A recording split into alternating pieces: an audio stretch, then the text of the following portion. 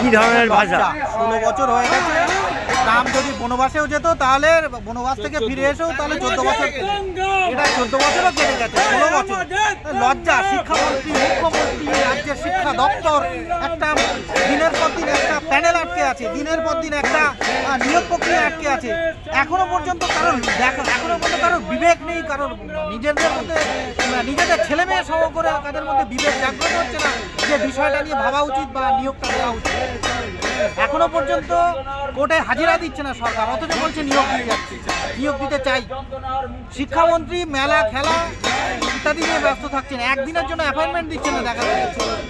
মুখ্যমন্ত্রীর কাছে গেলে অ্যারেস্ট করে লালবাজারে ঘুরে দিচ্ছে নবান্নে যাওয়ার পারমিশন। তাহলে এর থেকে লজ্জা ছাড়া আর কি আছে? তাই বস্ত্র বিসর্জন।